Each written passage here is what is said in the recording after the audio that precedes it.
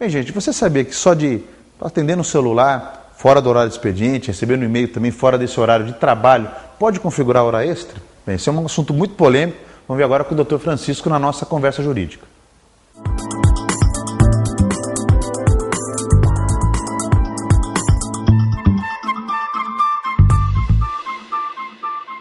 Bem, estamos na nossa conversa jurídica de hoje, conversando com o Dr. Francisco. Dr. Francisco, novamente, muito obrigado pela sua participação. Obrigado, Flávio.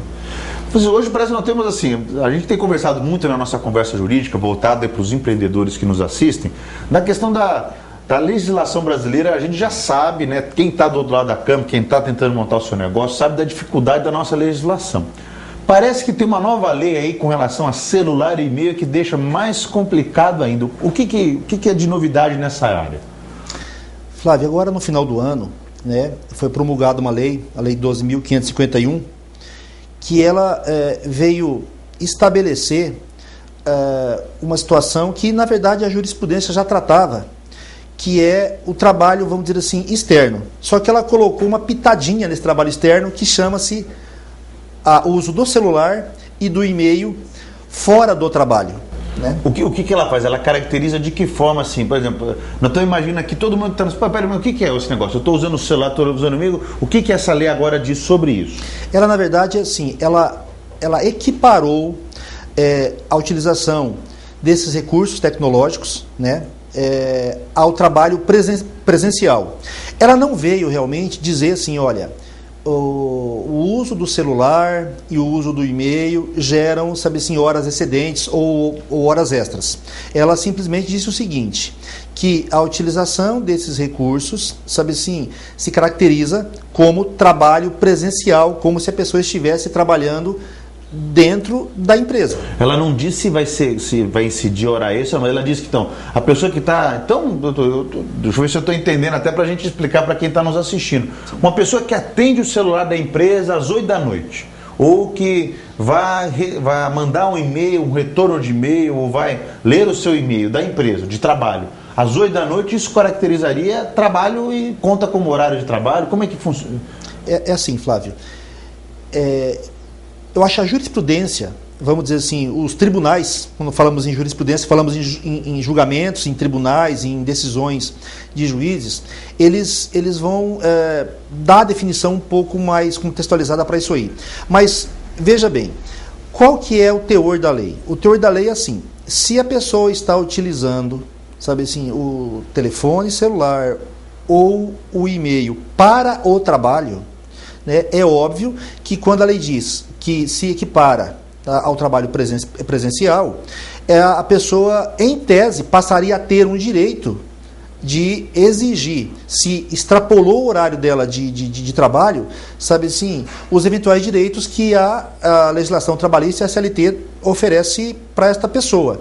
Então, hoje, para você ter uma ideia, os empresariados no Brasil estão apavorados com esta situação, né? Até porque nós temos no Brasil hoje 3.500.000 pessoas que trabalham em home office, né? Que é o trabalho em casa. Trabalho em casa. Quer dizer, mas doutor Francisco, isso parece que cria, na verdade, mais, ao invés de ajudar o trabalhador, né? Novamente a lei, a gente parece que está indo na contramão do mundo. A lei, ao invés de ajudar a pessoa, né, o trabalhador, nos seus direitos, ela, na verdade, no final das contas, ela acaba prejudicando.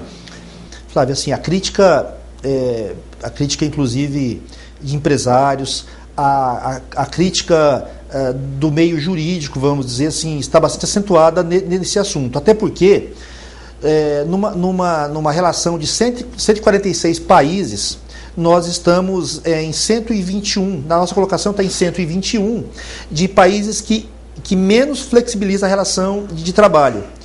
E é certo que nós estamos indo na contramão. Por quê? Porque o mundo caminha para uma globalização, nós não temos mais barreiras. Isso vai fazer com que muitos empresários até deixem de contratar.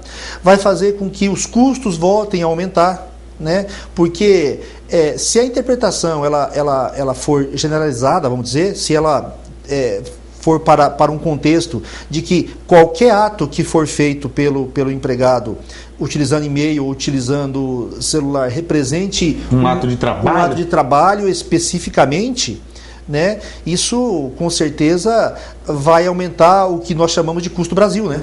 Porque isso nessa questão internacional, até é importante a gente, quer dizer, às vezes você tem aqui uma pequena empresa que quer exportar para um país na Ásia, quer dizer, tem aquela questão de diferença de fuso. Então fala, então você entra no seu e-mail aí 10 da noite, vê isso aí vai considerar um trabalho, quer dizer, na verdade vai poder até ter ação trabalhista em cima disso, quer dizer, isso ainda não existe. Por causa dessa lei pode vir a existir isso?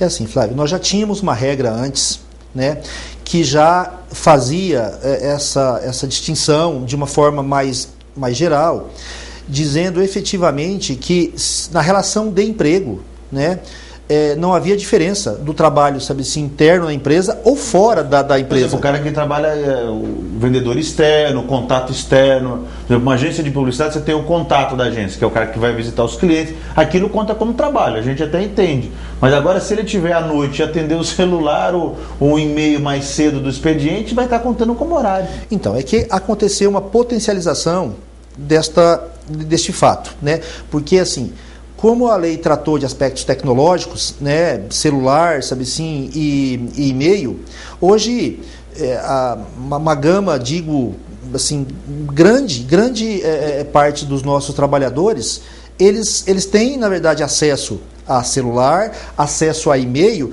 e normalmente recebem informações da empresa ou recebem um pedido especificamente, às vezes não para fazer naquele momento, mas recebem isso aí. A quantidade hoje de empresas que fazem pacotes de celulares e distribuem para os funcionários é muito grande. A lei deixou muito aberta a questão até de o que caracteriza, quer dizer, porque é aquela dúvida, eu tenho para receber um e-mail da empresa, recebo, leio o e-mail. Ok, fecho o meu e-mail. Quanto tempo eu gastei? Fiquei lá 2 minutos? Isso significa 2 minutos de trabalho? Também não está claro isso, né? Não está claro, isso vai gerar, a gente chama de casuísmo, quer dizer, cada caso vai gerar uma interpretação. Francisco, esse assunto assim, é um assunto que vai dar muita conversa, né? Então, o que nós vamos fazer é o seguinte, hoje nós caracterizando um pouco dos detalhes dessa lei, e aí na nossa próxima conversa jurídica vamos tratar exatamente de o que o empreendedor, a pessoa que está ali, pode fazer para tentar se proteger desse processo, dessa situação, e até para poder já tomar uma decisão já prévia, né? Já se resguardar nos direitos. Obrigado, e nós vamos continuar a nossa conversa jurídica sobre esse assunto. Obrigado, continue conosco. Um abraço.